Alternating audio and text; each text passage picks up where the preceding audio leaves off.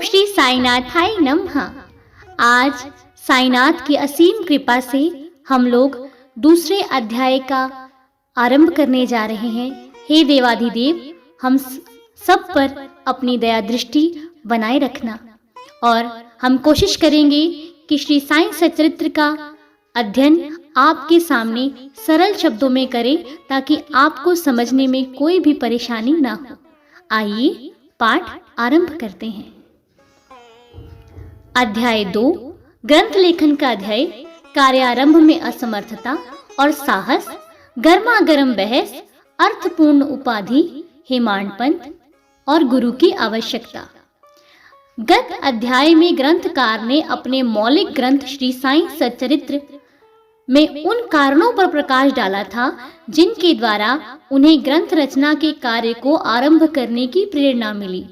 अब वे ग्रंथ पठन के योग्य अधिकारियों तथा अन्य विषयों का इस अध्याय में विवेचन करते हैं। ग्रंथ लेखन का हेतु, किस प्रकार हैजा के रोग के प्रकोप को आटा पिसवाकर तथा उसको ग्राम में बाहर फेंकवाकर रोका तथा उसका उन्मूलन किया, बाबा की इस लीला का प्रथम अध्याय में वर्णन किया जा चुका है। मैंने और भी लीलाएं सुनी जिससे मेरे हृदय को अति आनंद हुआ और यही आनंद का स्रोत काव्य रूप में प्रकट हुआ। मैंने यह भी सोचा कि इन महान आश्चर्यजनक लीलाओं का वर्णन बाबा के भक्तों के लिए मनोरंजक एवं शिक्षाप्रद सिद्ध होगा तथा उनके पाप समूल नष्ट हो जाएंगे। इसीलिए मैंने बाबा की पवित्र जीवन गाथा और उनके मधुर उपदेशों का लेखन प्रारंभ कर दिया। श्री साईं की जीवनी ना तो उलझन पूर्ण है और ना संकीर्ण ही, वरन सत्य और आध्यात्मिक मार्ग का वास्तविक दिग्दर्शन कराती है। कार्य आरंभ करने में असमर्थता और साहस। श्री हेमांड पंत को यह विचार आया कि मैं इस कार्य के लिए उपयुक्त पात्र नहीं हूँ। मैं तो अपने परम मित्र की जीवनी से भली भांति परिचित भी नहीं हूँ और ना ही अपनी प्रकृति से। तब फिर मुझ सरीखा मूढ़मती भला एक महान संत पुरुष की जीवनी लिखने का दुस्साहस कैसे कर सकता है। अवतारों की प्रवृत्ति के वर्णन में भी वेद भी अपनी असमर्थता प्रकट करते हैं। किसी संत का चरित्र समझने के लिए स्वयं को पहले संत होना नितांत आवश्यक है। फिर मैं तो उनका गुणगान करने के सर्वथा अयोग्य हूँ। संत की जीवनी लिखने में एक महान साहस की आवश्यकता है और कहीं ऐसा ना हो कि 4 लोगों के समक्ष हास्य का पात्र बनना पड़े। इसीलिए श्री साईं बाबा की कृपा प्राप्त करने के लिए मैं ईश्वर से प्रार्थना करने लगा। महाराष्ट्र के संत श्रेष्ठ श्री ज्ञानेश्वर महाराज का कथन है कि संत चरित्र के रचयिता से परमात्मा अति प्रसन्न होता है। तुलसीदास जी ने कहा है कि साधु चरित शुभ सरिस कपासु, नीरस विशद गुणमय फल जासु, जो सही दुख पर छिद्र दुरावा, वंदनीय जहि जग जस पावा। भक्तों को भी संतों की सेवा करने की इच्छा बनी रहती है। संतों की कार्य पूर्ण करा लेने की प्रणाली भी विचित्र ही है। यथार्थ प्रेरणा तो संत ही किया करते हैं। भक्त तो निमित्त मात्र या कहिए कि कार्य पूर्ति के लिए एक यंत्र मात्र हैं। लोन के लिए कुछ कागज कम हुए तो क्या? नियत से बनाया है तो नियत से बढ़ोगे भी। पिरामल फाइनेंस, हम कागज से ज्यादा नियत देखते हैं। আমি হলাম ওয়েস্ট বেঙ্গল কলকাতার মেয়ে। আমাদের রিলেশনটা একটু লং ডিসটেন্স রিলেশন একটু ছিল না, অনেক কিলোমিটারের লং ডিসটেন্স রিলেশনশিপ। স্টার্টিং এ তো সব ভালো ছিল, কিছু সময়ের পর कार्य पूर्ति के लिए एक यंत्र मात्र हैं। उदाहरणार्थ शक संवत 1700 में कवि महीपति को संत चरित्र लेखन की प्रेरणा हुई। ईश्वर ने संतों में अंतः प्रेरणा पैदा की और कार्य पूर्ण हो गया। इसी प्रकार शक संवत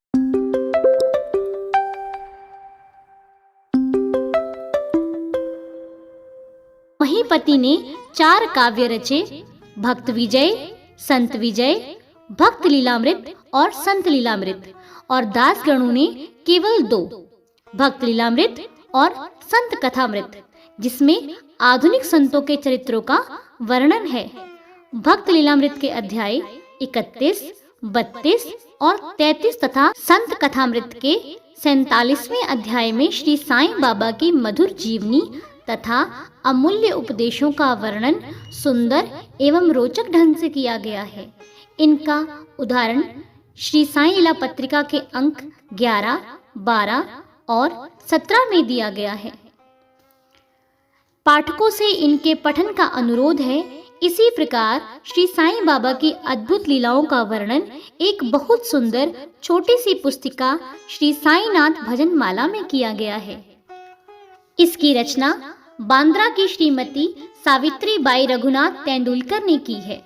श्री दास गणु महाराज ने भी साईं बाबा पर कई मधुर कविताओं की रचना की है। एक और भक्त अमीदास भवानी मेहता ने भी बाबा की कुछ कथाओं को गुजराती में प्रकाशित किया है। साईं प्रभा नामक पत्रिका में भी कुछ लीलाएं शिरडी को दक्षिणा भिक्षा संस्थान द्वारा प्रकाशित की गई हैं। अब प्रश्न यह उठता है कि जब श्री साईनाथ महाराज के जीवन पर प्रकाश डालने वाला इतना साहित्य उपलब्ध है, फिर एक और ग्रंथ साईं सचरित्र रचने की आवश्यकता ही कहाँ पैदा होती है?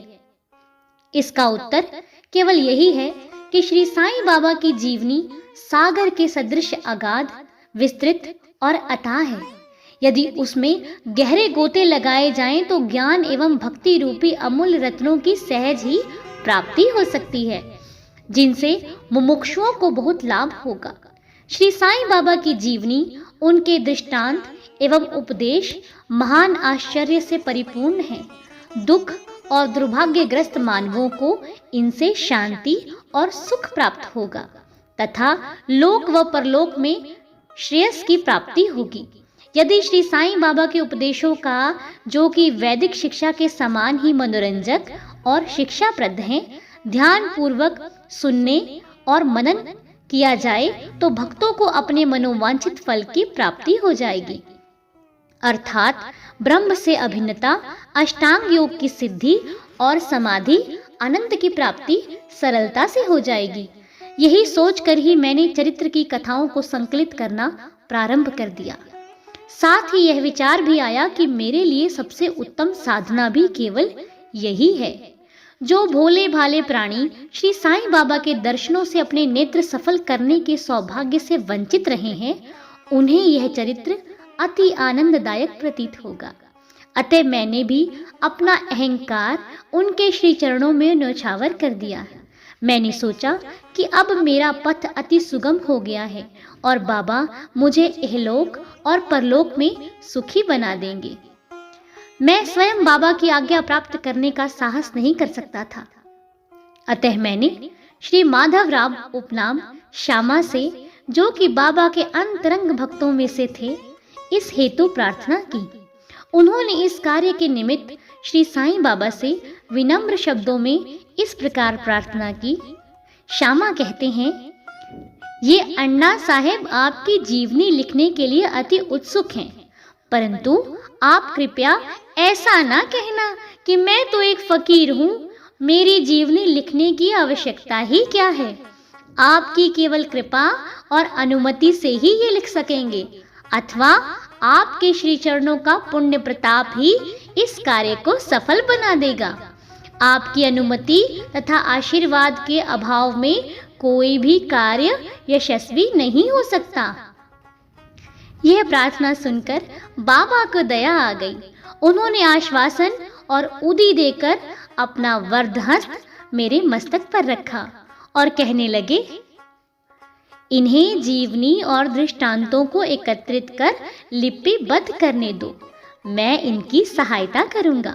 मैं स्वयं ही अपनी जीवनी लिखकर भक्तों की इच्छा पूर्ण करूंगा, परंतु इनको अपना अहंकार त्याग कर मेरी शरण में आना चाहिए। जो अपने जीवन में इस प्रकार का आचरण करता है, उसकी मैं अत्यधिक सहायता करता हूँ। मेरी जीवन कथाओं की बात तो सहज है, मैं तो इन्हें घर बैठे अनेक प्रकार से सहायता पहुँचाता हूँ। जब इनका अहंकार पूरी तरह नष्ट हो जाएगा और खोजने पर लेश मात्र भी नहीं मिलेगा, तब मैं इनके अंतःकरण में प्रकट होकर स्वयं ही अपनी जीवनी लिखूंगा। मेरे चरित्र और उपदेशों के श्रवण मात्र से ही मेरे भक्तों के हृदय में श्रद्धा जागृत होकर सरलता पूर्वक आत्मभूति एवं परमानंद की प्राप्ति हो जाएगी। ग्रंथ में अपने मत का प्रतिपादन और दूसरों का खंडन तथा अन्य किसी विषय के पक्ष या विपक्ष में व्यर्थ के वाद विवाद की कुचेष्टा नहीं होनी चाहिए। अर्थपूर्ण उपाधि। हेमाडपंत। वाद विवाद शब्द से हमको स्मरण हो आया कि मैंने पाठकों को वचन दिया है कि हेमाडपंत उपाधि किस प्रकार प्राप्त हुई, इसका वर्णन करूंगा। अब मैं उसका चाय पे पले बड़े श्री काका साहेब दीक्षित व नाना साहेब चांदोरकर मेरे अति घनिष्ठ मित्रों में से थे। उन्होंने मुझसे शिरडी जाकर श्री साईं बाबा के दर्शनों का लाभ उठाने का अनुरोध किया। मैंने उन्हें वचन दिया, परंतु कुछ बाधा आ जाने के कारण मेरी शिरडी यात्रा स्थगित हो गई। मेरे एक घनिष्ठ मित्र का पुत्र लोनावाला में रोगग्रस्त हो गया। उन्होंने सभी संभव अधिभौतिक और आध्यात्मिक उपचार किए, परंतु सभी प्रयत्न निष्फल हुए और ज्वर किसी प्रकार भी कम न हुआ। अंत में उन्होंने अपने गुरुदेव को उसके सिरहाने बैठलाया, परंतु परिणाम पूर्वतः ही हुआ। यह घटना देखकर मुझे विचार आया कि जब गुरु एक बालक के प्राणों की भी रक्षा करने में असमर्थ है, तब उनकी उपयोगिता ही क्या है, और जब उनमें कोई सामर्थ्य ही नहीं है, तब फिर शिरडी जाने का क्या प्रयोजन। ऐसा सोचकर